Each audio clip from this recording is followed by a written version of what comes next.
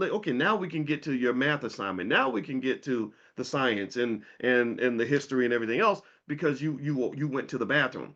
But the bathroom is not the most important thing in the world. So if the kid is walking around all day saying, "Yeah, I pee all the time. I love peeing. Let me show you how I pee. Let me show you. I was standing. I was doing this, man. I was bopping it, and then I ate a sandwich. And let me show you. Let me show you how many sandwiches I got to eat every. I get to eat sandwiches all day. That's a mental illness when all you're doing is flexing on basic lower dimensional stuff.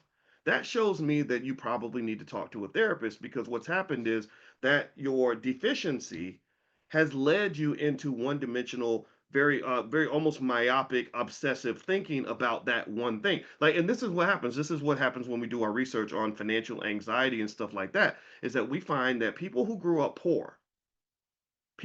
without enough resources, and you went through the horrible pain of wanting things and desiring things and wishing you had nice shoes, wishing you had a Gucci belt like your cousin or whatever.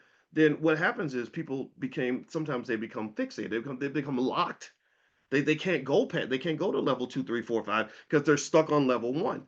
You can give them $1 billion, and their whole obsession is, well, do I have enough money? Look at how much money I got. And you say, well, you didn't do your homework. Well, it don't matter. Look at how much money I got. More money than you. Well, you're not a good person, but I got money though. You know what I mean? Well, you're not a nice man. Well, that's all right. I'm flexing. Though. Let me show you my bank account. Let me show you my Robin Hood. Right? That's what happens when you are sort of deprived, right?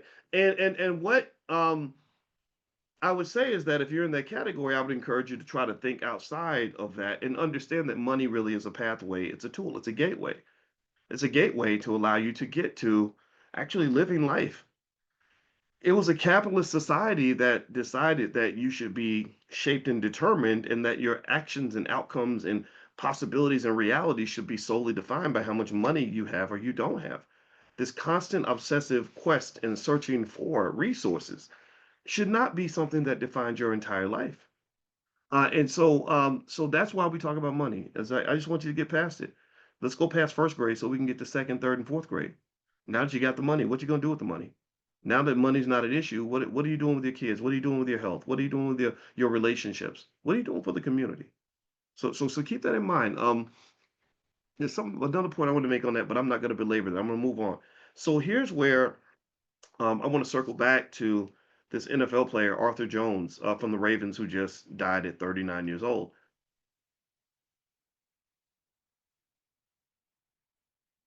There are studies that show that men who are young and who are on athletic teams, they are willing to make insanely large sacrifices for short-term gratification.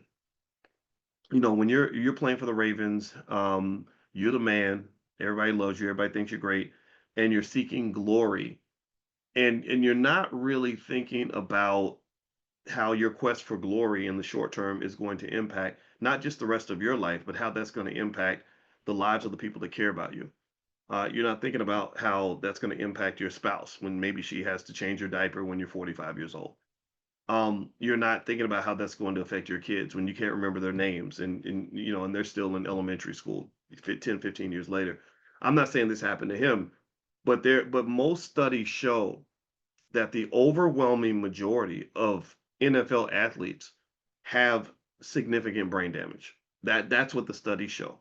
When they get done, I think the number's around 91% of them have brain damage. If you watched that documentary, I watched a documentary about the Dallas Cowboys called "A Gambler." It was what was it? I think it was the subtitle was "A Gambler and Its Cowboys," but I forgot. I think it was called America's Team. That's right. It was on Netflix. It was really good, and I was always a Cowboys fan, so I really enjoyed it. And I remember when Troy Aikman spoke. Troy Aikman was the quarterback of the Cowboys at that time, and he talked about one of the biggest games of his career, and he said, "I don't remember anything about that game." He said, I watched replays. It's like watching somebody else play the game. That's not normal. That's not normal to go through something that significant and say, I don't have any recollection at all of that game. And when I looked in his eyes, I really saw that there's probably more to it than what he was talking about, right? I felt like, okay, you're just giving us that piece of information, but what else is happening with you?